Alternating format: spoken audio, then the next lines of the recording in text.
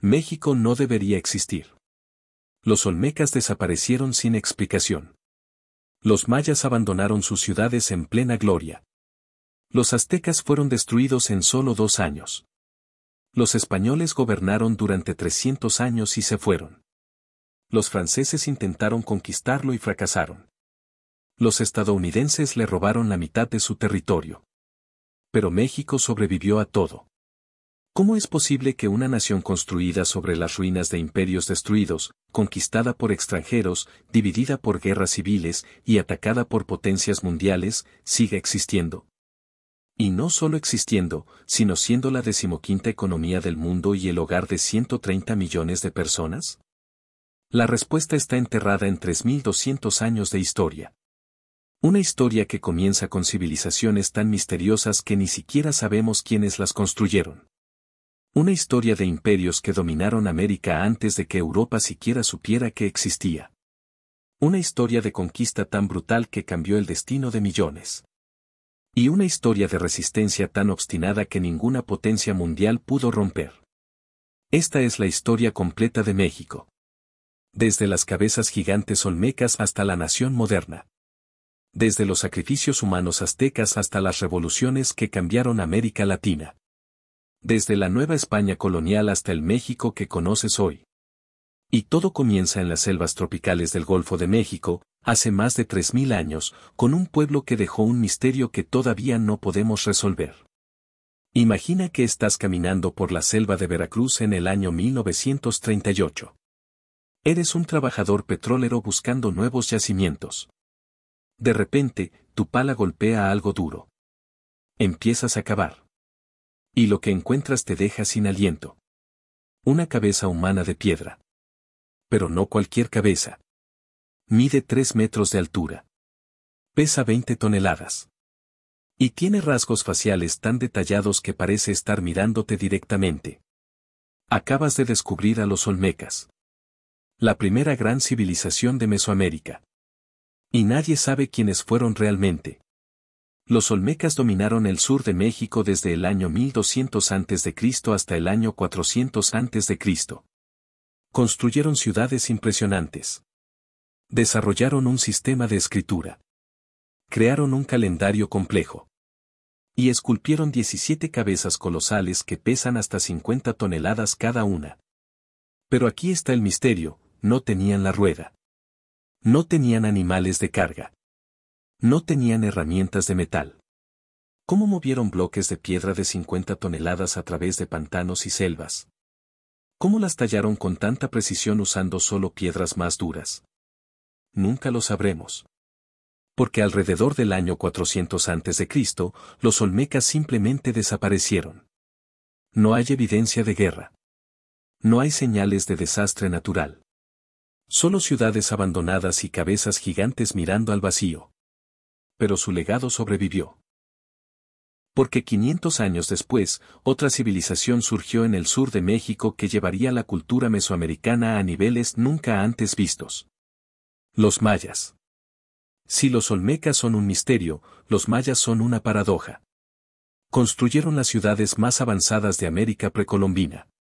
Desarrollaron el único sistema de escritura completamente desarrollado del continente. Crearon calendarios tan precisos que rivalizan con los modernos. Hicieron descubrimientos astronómicos que Europa no alcanzaría hasta 1000 años después. Y lo hicieron todo sin metal, sin ruedas y sin animales de carga. En su apogeo, entre los años 250 y 900 después de Cristo, los mayas construyeron más de 40 ciudades, cada una con decenas de miles de habitantes. Tikal tenía 100.000 residentes. Calakmul controlaba un territorio del tamaño de Bélgica. Palenque era tan hermosa que los conquistadores españoles, siglos después, pensaron que había sido construida por atlantes. Los mayas no eran un imperio unificado. Eran ciudades-estado constantemente en guerra entre sí. Pero compartían una cultura, una religión y una obsesión, el tiempo. Para los mayas, el tiempo era sagrado. Creían que la historia era cíclica, que todo lo que había sucedido volvería a suceder. Así que documentaron todo. Cada batalla. Cada ritual. cada movimiento de las estrellas. Sus sacerdotes podían predecir eclipses con décadas de anticipación. Podían calcular el año solar con un error de solo 17 segundos. Pero con toda su sabiduría, no pudieron predecir su propia caída. Alrededor del año 850, algo terrible empezó a suceder. Las ciudades mayas comenzaron a ser abandonadas. No todas a la vez, sino una por una, como velas apagándose. Para el año 900, ciudades que habían albergado a cientos de miles de personas estaban completamente vacías. ¿Qué pasó? Las teorías abundan. Sequía prolongada. Guerra civil. Colapso ecológico. Revuelta campesina contra la élite. Probablemente fue una combinación de todo. Pero el resultado fue claro, la civilización maya clásica colapsó. Excepto que no desapareció completamente. Los mayas nunca se fueron. Cuando los españoles llegaron, 600 años después, todavía había millones de mayas viviendo en Yucatán. Y hoy, más de 7 millones de personas todavía hablan lenguas mayas. Pero mientras los mayas del sur colapsaban, algo nuevo estaba surgiendo en el centro de México. Teotihuacán. Si caminas hoy por las ruinas de Teotihuacán, a 50 kilómetros de la Ciudad de México, verás la Pirámide del Sol. Mide 65 metros de altura. Es la tercera pirámide más grande del mundo. Y fue construida alrededor del año 100 después de Cristo. Pero aquí está lo increíble, los aztecas, que llegaron a Teotihuacán 1300 años después, no tenían idea de quién la había construido. La ciudad ya era una ruina antigua cuando ellos la encontraron. La llamaron Teotihuacán, que significa el lugar donde los dioses fueron creados, porque no podían creer que humanos normales hubieran construido algo tan grandioso. Teotihuacán en su apogeo, alrededor del año 500, era la ciudad más grande de América. Tenía 125.000 habitantes, más que Roma en ese momento. Tenía un sistema de drenaje avanzado, edificios de apartamentos de varios pisos, y mercados donde se comerciaba con jade, obsidiana y cacao de lugares tan lejanos como Guatemala. Controlaba el comercio de obsidiana, el material más valioso de Mesoamérica. Si querías herramientas, armas o cuchillos para sacrificios, tenías que comerciar con Teotihuacán. Pero alrededor del año 550, algo catastrófico sucedió. La ciudad fue incendiada deliberadamente. No por invasores, sino por sus propios habitantes. Los arqueólogos encontraron evidencia de que los edificios del gobierno y los templos fueron quemados sistemáticamente. Fue una revolución. Los habitantes de Teotihuacán se rebelaron contra sus gobernantes y destruyeron su propia ciudad. Para el año 600, Teotihuacán era una ciudad fantasma. Pero la historia de México no había terminado. Apenas estaba comenzando. Porque después de siglos de caos, un nuevo grupo de guerreros llegaría del norte. Un pueblo que los aztecas llamarían sus ancestros. Un pueblo obsesionado con la guerra y los sacrificios humanos. Los toltecas. Los toltecas dominaron el centro de México desde el año 900 hasta el 1200. Su capital, Tula, era conocida por sus guerreros de piedra. Estatuas gigantes de 4,5 metros de altura, cada una representando un guerrero tolteca con atlatl, dardos y un cuchillo de sacrificio. Los toltecas fueron los primeros en perfeccionar el sacrificio humano a escala masiva. Creían que el sol necesitaba sangre humana para seguir moviéndose por el cielo. Sin sacrificios, el universo se detendría. Así que sacrificaban. Mucho. Los toltecas también fueron comerciantes. Establecieron rutas comerciales que llegaban hasta América Central. Introdujeron el culto a Quetzalcóatl, la serpiente emplumada, que se convertiría en el dios más importante de Mesoamérica. Pero como todas las civilizaciones antes que ellos, los toltecas también cayeron. Alrededor del año 1200, Tula fue destruida y abandonada. Y entonces, del norte, llegó un pueblo humilde. Un pueblo nómada. Un pueblo que había pasado generaciones vagando por el desierto buscando una señal de sus dioses. Un pueblo que estaba a punto de construir el imperio más poderoso que América había visto jamás. Los mexicas. Los que el mundo conocería como los aztecas. El año es 1325.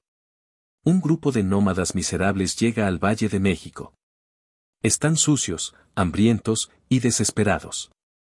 Los pueblos establecidos en el valle los miran con desprecio. Son bárbaros del norte. Náhuatl para gente de lugar desconocido. Los llaman mexicas. Estos refugiados piden permiso para asentarse. Los señores locales se burlan. Finalmente, el rey de Culhuacán les ofrece un terreno. Pero es una broma cruel, una isla rocosa infestada de serpientes en medio del lago Texcoco. Un lugar donde nadie querría vivir. Los mexicas aceptan. No tienen opción. Y entonces sucede algo extraordinario. 20 años después, en 1345, un sacerdote mexica tiene una visión. Ve un águila posada en un nopal, devorando una serpiente. Los dioses hablan, este es el lugar. Aquí construirán su ciudad. El problema es que el lugar es literalmente un pantano en medio de un lago. No hay tierra firme. No hay árboles. No hay piedra para construir. No importa. Los mexicas construyen de todas formas. Empiezan creando chinampas, islas artificiales hechas de lodo y juncos. Plantan cultivos directamente en el agua. Construyen calzadas conectando su isla con la tierra firme. Levantan templos y palacios usando piedra transportada en canoas. Le ponen nombre a su ciudad, Tenochtitlán. Pero la verdadera transformación comienza en 1428, cuando 3 ciudades forman una alianza, Tenochtitlán, Texcoco y Tlacopan. La Triple Alianza. Lo que los españoles después llamarían el Imperio Azteca. Y bajo el liderazgo de una serie de emperadores brillantes y despiadados, este imperio conquistaría casi todo México en menos de 100 años. El secreto de su éxito no era solo militar. Era económico. Los aztecas no anexaban territorios conquistados. Los convertían en vasallos. Los gobernantes locales podían quedarse en el poder, pero tenían que pagar tributo, oro, jade, cacao, plumas de quetzal y lo más importante, víctimas para sacrificio. El tributo llegaba a Tenochtitlán en cantidades asombrosas. El Códice Mendoza documenta que los aztecas recibían anualmente 38,000 toneladas de maíz, 7,000 toneladas de frijoles, 4,000 toneladas de semillas de chía y 200,000 mantos de algodón. Y con esa riqueza, Tenochtitlán se transformó en una de las ciudades más impresionantes del mundo. Para el año 1500, Tenochtitlán tenía entre 200,000 y 300,000 habitantes. Era más grande que París, más grande que Venecia, más grande que cualquier ciudad en España. Tenía calzadas elevadas de 8 metros de ancho. Tenía acueductos que traían agua fresca desde manantiales a kilómetros de distancia. Tenía un sistema de drenaje que eliminaba los desechos. Tenía un mercado central, Tlatelolco, donde 60,000 personas comerciaban diariamente con productos de todo el imperio. Y en el centro, dominándolo todo, estaba el Templo Mayor. Una pirámide de 60 metros de altura con templos gemelos en la cima, uno para Huitzilopochtli, dios de la guerra, y otro para Tlaloc, dios de la lluvia. Pero había un precio por toda esta grandeza. Sangre. Los aztecas creían que el sol era un guerrero que luchaba cada noche contra las fuerzas de la oscuridad. Y como todo guerrero, necesitaba alimento. Sangre humana.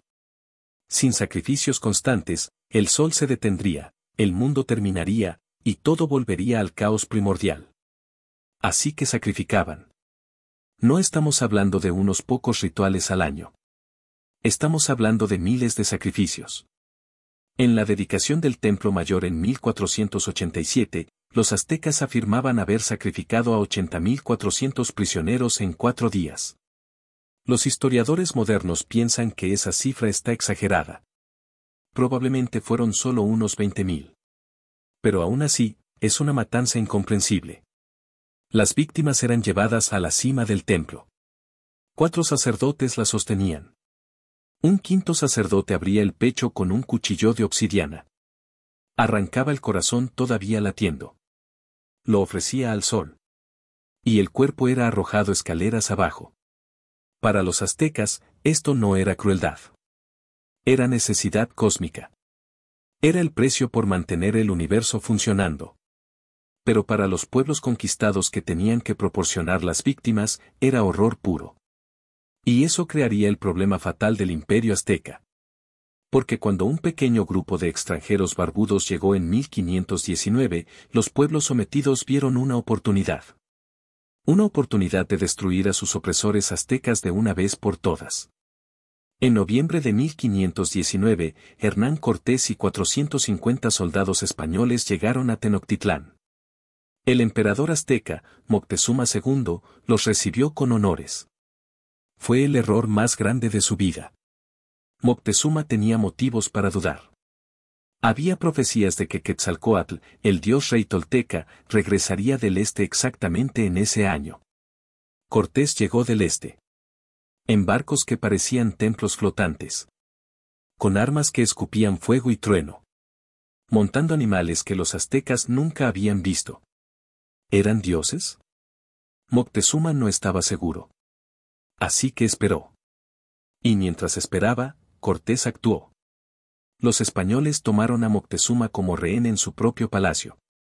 Durante meses, gobernaron Tenochtitlán a través del emperador cautivo. Pero en junio de 1520, el pueblo azteca se rebeló. Moctezuma trató de calmarlos. Se paró en el balcón de su palacio y pidió paz. Su propia gente lo apedreó. Días después, murió, probablemente asesinado por los españoles. Los aztecas eligieron un nuevo emperador, Cuitláhuac, y atacaron. Los españoles huyeron en la noche triste, perdiendo la mitad de sus hombres mientras cruzaban las calzadas bajo una lluvia de flechas y piedras. Cortés había perdido. Debería haber regresado a Cuba derrotado. Pero no lo hizo. Porque Cortés había entendido algo que Moctezuma nunca comprendió: el imperio azteca estaba construido sobre el odio. Y ese odio podía convertirse en un arma. Cortés pasó el siguiente año reclutando aliados. Los tlaxcaltecas, enemigos mortales de los aztecas, le dieron 20,000 guerreros. Los totonacos le dieron miles más. Pueblos que habían sufrido bajo el tributo azteca se unieron a él. Y Cortés tenía otro aliado invisible, la viruela. La epidemia llegó a Tenochtitlán en 1520, traída por un esclavo africano en el grupo de Cortés. El emperador Cuitláhuac murió de viruela solo 80 días después de tomar el poder. Decenas de miles de aztecas murieron. Los españoles eran inmunes porque ya habían estado expuestos en Europa. En mayo de 1521, Cortés regresó con un ejército de 80,000 hombres, principalmente aliados indígenas, y sitió Tenochtitlán. El asedio duró 93 días. Los aztecas lucharon con una ferocidad desesperada. El nuevo emperador, Cuauhtémoc, solo tenía 25 años pero se negó a rendirse. Los defensores comieron perros, ratas, corteza de árbol. Bebieron agua salada del lago. Pero no fue suficiente. El 13 de agosto de 1521, Cuauhtémoc fue capturado mientras intentaba escapar en una canoa. El imperio azteca había caído. Tenochtitlán fue destruida. Los españoles la quemaron, demolieron los templos, y usaron las piedras para construir una nueva ciudad sobre las ruinas. La llamaron Ciudad de México. Y sobre las ruinas de un imperio, nacería una nueva era. Una era que duraría 300 años. Una era que transformaría México de una colección de reinos indígenas en una sociedad completamente nueva. La era de la Nueva España. Imagina que eres un mexica sobreviviente en el año 1525. Tu ciudad ha sido destruida. Tu emperador está muerto. Tu religión ha sido prohibida. Tus dioses han sido reemplazados por un dios español que dice que los sacrificios humanos son pecado. Pero lo peor no es eso. Lo peor es la enfermedad. En 1519, antes de que llegaran los españoles, México tenía aproximadamente 25 millones de habitantes indígenas. Para 1595, 75 años después, solo quedaban 1,300,000. El 95% de la población había muerto. La viruela fue solo el comienzo. Llegó el sarampión. Luego el tifus. luego la gripe. Los europeos habían desarrollado inmunidad a estas enfermedades durante siglos. Los pueblos indígenas no tenían defensas. Familias enteras morían en días. Ciudades quedaban vacías. Campos de cultivo se convertían en selva. La estructura social completa del México precolombino colapsó. Y sobre esas ruinas, los españoles construyeron algo nuevo. La Nueva España no era solo una colonia. Era un virreinato, uno de los territorios más importantes del Imperio Español. Se extendía desde California hasta Panamá.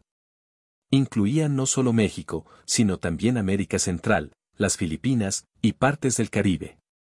Y estaba diseñado para hacer una cosa, generar riqueza para España. El motor de esa riqueza era la minería. En 1545 se descubrieron enormes depósitos de plata en Zacatecas. Luego en Guanajuato. Luego en Potosí, en lo que hoy es Bolivia. Para el año 1600, México producía más de la mitad de la plata del mundo. Esa plata pagó las guerras de España en Europa. Pagó los palacios de Madrid. Pagó la Armada Invincible. Durante 300 años, la plata mexicana fue el motor financiero del Imperio Español. Pero el costo humano fue terrible. Los españoles implementaron el sistema de encomienda, se les daban a los conquistadores el derecho de exigir tributo y trabajo de las poblaciones indígenas. En teoría, los encomenderos debían proteger y cristianizar a los indígenas. En la práctica, era esclavitud con otro nombre. Miles de indígenas morían en las minas. La esperanza de vida de un minero en Potosí era de 3 a 4 meses. Los españoles los reemplazaban con más trabajadores forzados. Pero algo inesperado estaba sucediendo. Algo que los españoles no habían planeado. Algo que crearía una sociedad completamente nueva. El mestizaje. Los españoles que llegaron a México eran abrumadoramente hombres. Soldados, aventureros, buscadores de fortuna. Y se casaban, o simplemente se apareaban, con mujeres indígenas. Sus hijos eran mestizos. Ni completamente españoles, ni completamente indígenas. Algo nuevo. Para 1700, los mestizos ya superaban en número a los españoles puros en Nueva España. Y la sociedad española respondió con un sistema elaborado de castas. En la cima estaban los peninsulares. Españoles nacidos en España. Ellos controlaban todos los puestos importantes del gobierno y la iglesia. Debajo estaban los criollos, españoles nacidos en América. Podían ser ricos, pero estaban excluidos del poder político real. Luego venían los mestizos. Luego los indígenas. Y en el fondo, los esclavos africanos traídos para trabajar en plantaciones. El sistema de castas tenía 16 categorías diferentes dependiendo de tu mezcla racial. Había nombres para cada combinación: castizo, morisco, mulato, sambo, coyote, lobo, y más. Era un sistema diseñado para dividir. Para asegurarse de que los diferentes grupos étnicos nunca se unieran contra los españoles. Pero también creó algo que nadie esperaba, una identidad mexicana. Porque todos estos grupos, a pesar de sus diferencias, compartían algo. Compartían un territorio. Compartían un idioma, aunque muchos también hablaban náhuatl u otras lenguas indígenas. Compartían una religión, aunque mezclada con creencias prehispánicas. Y compartían un resentimiento creciente hacia España. Los criollos estaban especialmente frustrados. Eran tan españoles como los peninsulares. A menudo eran más ricos.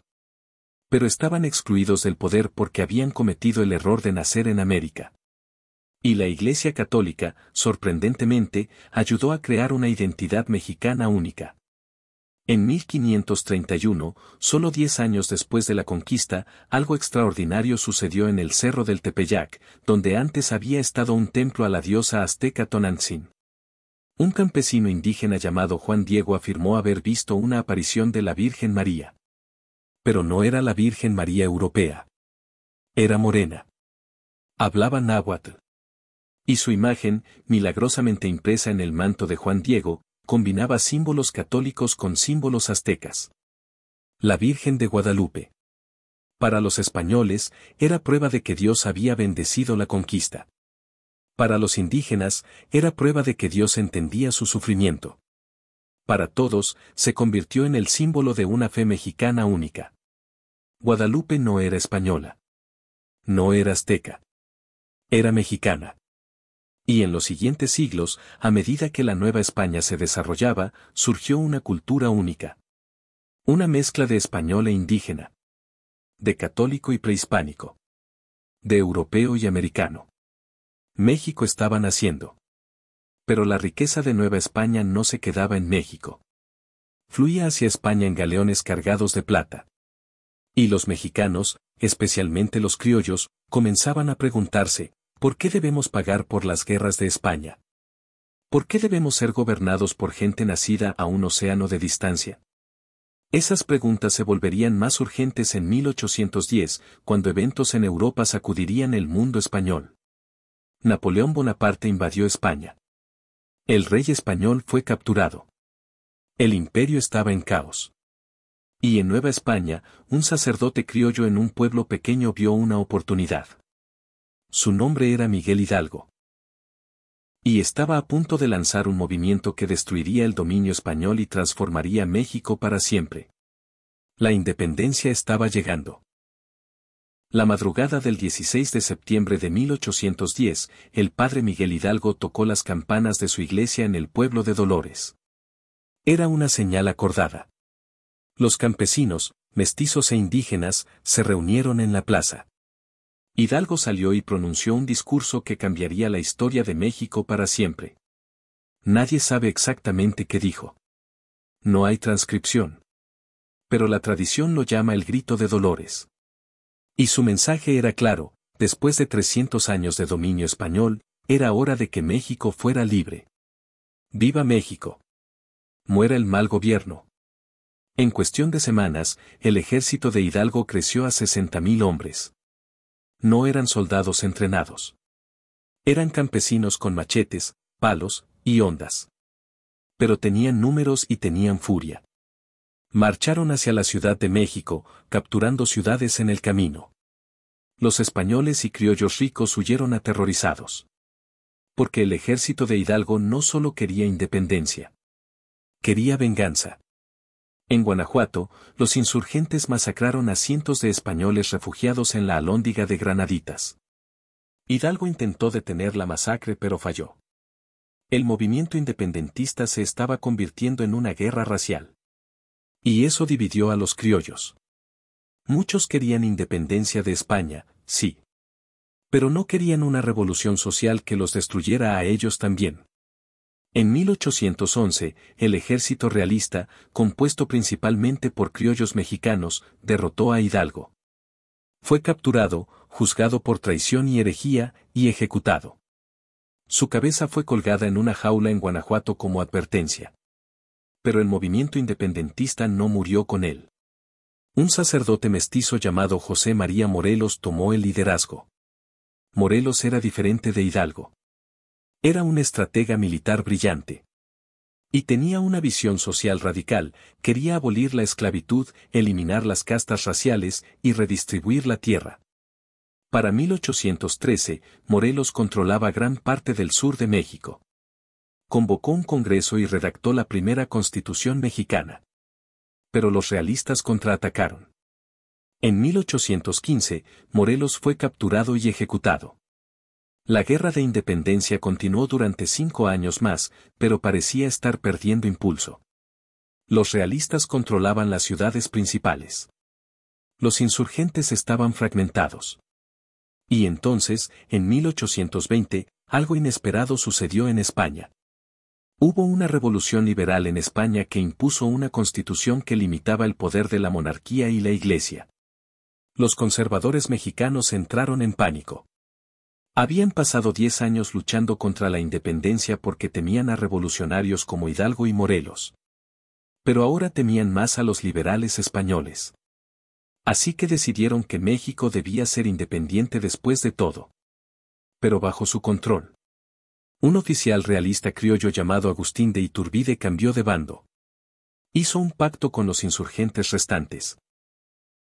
En febrero de 1821, proclamó el Plan de Iguala. México sería independiente, pero conservador, católico y monárquico. En septiembre de 1821, el último virrey español firmó la rendición.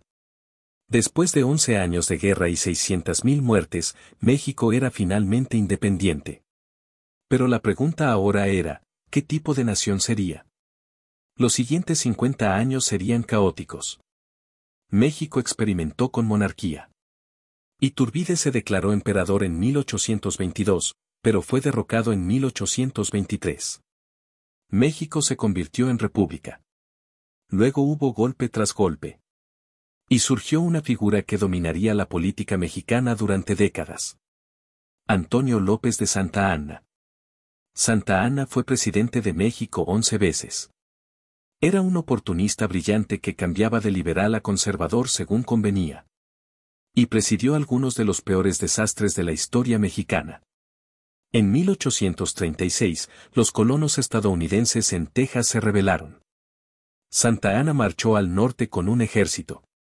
Capturó el Álamo, ejecutando a todos los defensores. Pero semanas después, Sam Houston lo emboscó en San Jacinto. Santa Anna fue capturado y, para salvar su vida, firmó un tratado reconociendo la independencia de Texas.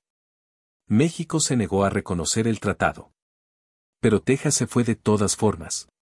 Peor estaba por venir. En 1846, Estados Unidos declaró la guerra a México.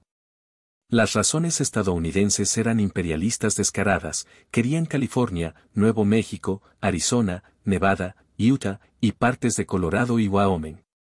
México luchó valientemente. Pero estaba dividido políticamente, económicamente débil y superado militarmente. En 1847, las tropas estadounidenses capturaron la Ciudad de México. El Tratado de Guadalupe Hidalgo en 1848 le costó a México más de la mitad de su territorio. 2.400.000 kilómetros cuadrados perdidos. Fue una humillación nacional. Y dejó una pregunta que todavía define a México: ¿por qué perdimos? La respuesta no era simple. Pero muchos mexicanos culpaban a las divisiones internas. Liberales y conservadores habían pasado décadas luchando entre sí mientras México se desintegraba. Y esa lucha estaba a punto de explotar en una guerra civil total. En 1857, liberales liderados por Benito Juárez, un indígena zapoteca que había llegado a ser abogado y gobernador, promulgaron una nueva constitución liberal. Separaba Iglesia y Estado. Redistribuía las tierras de la Iglesia. Garantizaba derechos individuales. Los conservadores se rebelaron. La guerra de reforma duró 3 años y dejó 200.000 muertes. Los liberales ganaron. Juárez se convirtió en presidente en 1861. Pero México estaba en bancarrota. Juárez suspendió el pago de la deuda externa. Esto dio a Francia, gobernada por Napoleón III, el pretexto que necesitaba. Francia invadió México en 1862. Y aquí sucedió algo extraordinario. El 5 de mayo de 1862, en Puebla, un ejército mexicano mal equipado de 4.000 hombres dirigido por Ignacio Zaragoza derrotó a 6.000 soldados franceses, considerados el mejor ejército del mundo. Fue una victoria simbólica enorme. El 5 de mayo se convirtió en un símbolo de resistencia mexicana. Pero los franceses regresaron con más tropas. En 1863, capturaron la Ciudad de México. Napoleón instaló un emperador europeo, Maximiliano de Habsburgo, en el trono mexicano. Maximiliano era liberal y bien intencionado. Pero era extranjero. Y México ya no quería emperadores. Juárez organizó la resistencia. Durante 4 años, su gobierno nómada luchó contra los franceses. Cuando Estados Unidos, habiendo terminado su guerra civil, exigió que Francia se fuera, Napoleón retiró sus tropas. Maximiliano, abandonado por Francia, se negó a huir. Fue capturado y ejecutado en 1867. Juárez restauró la República. Pero murió en 1872. Lo que siguió fue una década de caos hasta que un militar llamado Porfirio Díaz tomó el poder en 1876. Y no lo soltó durante 35 años. El porfiriato trajo estabilidad, inversión extranjera, ferrocarriles y modernización. Ciudad de México se transformó en una capital cosmopolita. La economía creció. Pero el precio fue alto. Díaz era un dictador. Eliminó la oposición. La tierra se concentró en manos de unos pocos. El 97% de las familias rurales no tenían tierra. Los trabajadores vivían en condiciones de casi esclavitud en haciendas y fábricas. Y cuando Díaz, en 1908, declaró en una entrevista que México estaba listo para la democracia, un hombre lo tomó en serio. Francisco Madero, un rico hacendado liberal, se presentó como candidato en las elecciones de 1910. Díaz lo encarceló, se reeligió fraudulentamente y pensó que había terminado el problema. Estaba equivocado. Madero escapó de prisión, huyó a Estados Unidos, y llamó a la revolución el 20 de noviembre de 1910. Así comenzó la Revolución Mexicana. Y sería la más sangrienta de la historia de América Latina. En el norte, un bandido convertido en líder revolucionario llamado Pancho Villa organizó la División del Norte. En el sur, un campesino zapoteca llamado Emiliano Zapata lideró un ejército con el grito Tierra y Libertad. Díaz renunció en 1911 y huyó a Francia. Madero se convirtió en presidente. Pero la revolución no había terminado. Apenas estaba comenzando. En 1913, el general Victoriano Huerta traicionó y asesinó a Madero en un golpe apoyado por Estados Unidos. Esto unió a los revolucionarios contra Huerta. Villa y Zapata marcharon hacia la Ciudad de México. Durante los siguientes 7 años, México fue un caos de facciones en guerra. Villa contra Carranza. Zapata contra todos. Obregón contra Villa. Zapata fue asesinado en una emboscada en 1919. Villa se retiró y fue asesinado en 1923. Carranza fue asesinado en 1920. Cuando la revolución finalmente terminó en 1920, 1 millón de personas, de una población de 15 millones, habían muerto. Pero la revolución había logrado algo. Había destruido el viejo orden de haciendas y dictaduras. Había prometido justicia social, reforma agraria y nacionalismo. Y en 1917 había producido una nueva constitución. Una constitución que todavía gobierna México hoy. México había sobrevivido a otra transformación. Pero la pregunta ahora era, ¿podría construir una nación moderna sobre las cenizas de la revolución? En 1920, México era un país destrozado. La revolución había matado a 1 millón de personas. La economía estaba destruida. El gobierno apenas controlaba el país. Pero de ese caos surgió algo inesperado, un sistema político que dominaría México durante 70 años. El Partido Revolucionario Institucional, el PRI. El nombre es una contradicción deliberada.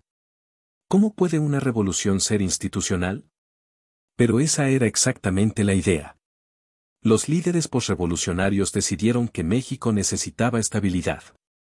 Así que crearon un partido que incluía a todos, campesinos, obreros, clase media, empresarios, militares.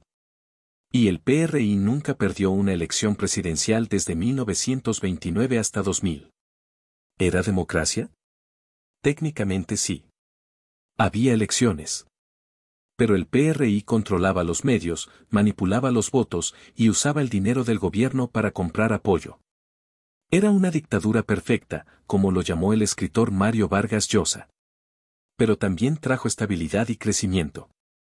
En los años 30, el presidente Lázaro Cárdenas redistribuyó millones de hectáreas de tierra a campesinos. Nacionalizó la industria petrolera en 1938, desafiando a las compañías británicas y estadounidenses. Creó Pemex, la compañía petrolera estatal. Fue un acto de nacionalismo que definió a México moderno. El petróleo mexicano pertenecía a México. Durante las décadas de 1940 y 50, México experimentó el milagro mexicano. La economía creció 6% anual. Se industrializó. La clase media se expandió. Ciudad de México explotó en tamaño. Pero en 1968, la ilusión se rompió. México iba a organizar los Juegos Olímpicos.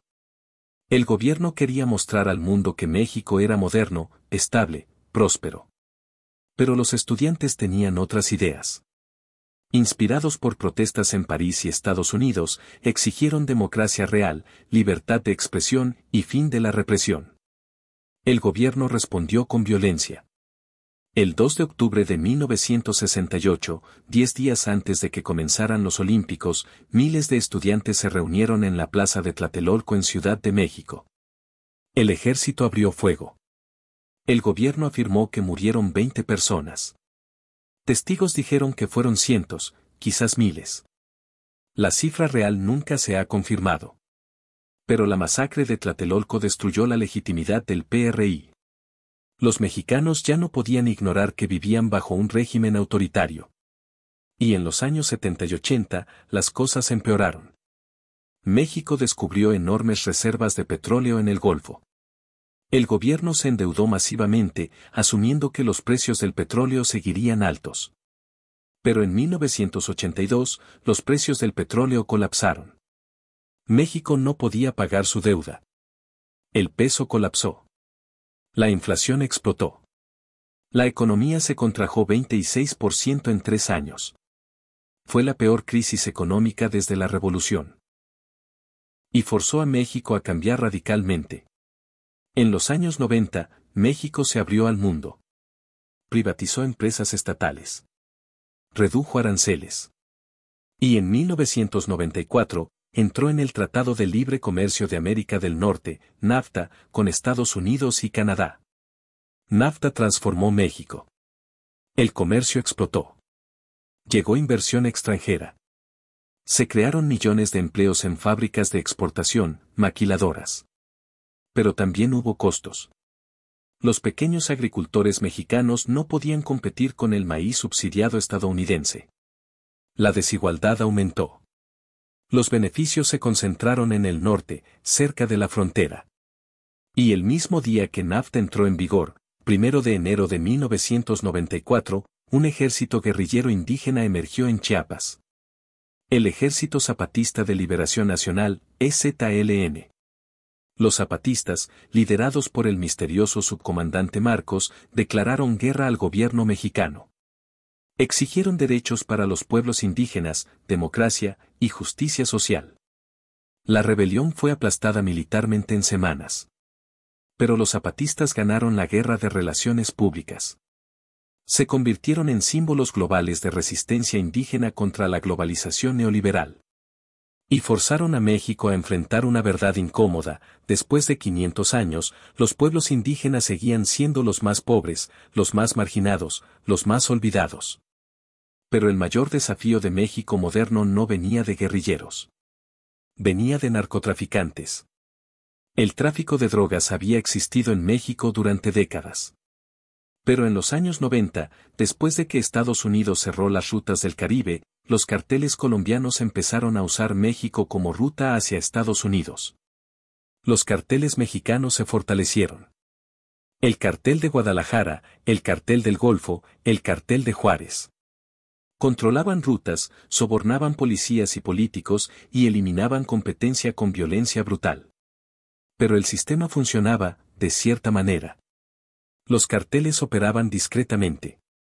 La violencia era limitada. El PRI mantenía un equilibrio corrupto. Ese equilibrio se rompió en 2000. Por primera vez en 71 años, el PRI perdió la presidencia. Vicente Fox, del conservador Partido Acción Nacional, ganó las elecciones. Era el triunfo de la democracia mexicana. Finalmente había alternancia pacífica del poder. Pero también significó que el viejo sistema de acuerdos entre el gobierno y los carteles colapsó. En 2006, el nuevo presidente Felipe Calderón declaró guerra a los carteles. Desplegó al ejército. Capturó o mató a líderes de carteles. Los carteles respondieron con violencia sin precedentes. Carteles se fragmentaron. Grupos rivales lucharon por territorio. La violencia explotó. Decapitaciones. Fosas comunes. Desapariciones masivas. Entre 2006 y 2012, murieron más de 60.000 personas en violencia relacionada con drogas. Y el horror continuó. En 2014, 43 estudiantes de Ayotzinapa desaparecieron después de ser detenidos por policía local en Guerrero. Evidencia sugiere que fueron entregados a un cartel y asesinados. Ayotzinapa se convirtió en símbolo del fracaso del Estado mexicano. ¿Cómo puede un gobierno moderno permitir que 43 estudiantes simplemente desaparezcan? Hoy, más de 100.000 personas han desaparecido en México. Decenas de miles de cuerpos están en fosas comunes sin identificar. Es una crisis humanitaria. Y define el mayor desafío de México contemporáneo: cómo recuperar el monopolio de la violencia del Estado cuando grupos criminales controlan territorios enteros. Pero México no es solo violencia. Esa narrativa es incompleta. México hoy es la 15ª economía del mundo. Tiene una clase media en crecimiento. Tiene industrias de tecnología, automotriz y aeroespacial competitivas globalmente. Tiene una cultura vibrante que influye al mundo. La comida mexicana es patrimonio cultural inmaterial de la humanidad. El cine mexicano gana Oscars. Artistas mexicanos como Frida Kahlo y Diego Rivera son íconos globales. Y tiene una diáspora enorme. Casi 40 millones de personas de origen mexicano viven en Estados Unidos. Envían remesas que son una de las mayores fuentes de ingresos de México. México es complejo. Es un país con desigualdad extrema. Con violencia horrible en algunas áreas y paz relativa en otras. Con corrupción endémica pero también con periodistas valientes que la exponen. Con problemas enormes pero también con resiliencia increíble. ¿Qué es México hoy? Es la suma de 3.000 años de historia. Es olmeca y maya. Es azteca y español. Es indígena y mestizo. Es colonial y revolucionario. Es tradicional y moderno. Es un país que ha sido conquistado, dividido, invadido y explotado. Pero nunca ha sido destruido. Es un país que ha sobrevivido a todo. Y sigue aquí. Esa es la historia de México. 3.200 años después de las primeras cabezas olmecas, México sigue siendo un misterio. Un misterio de cómo civilizaciones complejas surgieron sin ruedas ni metal.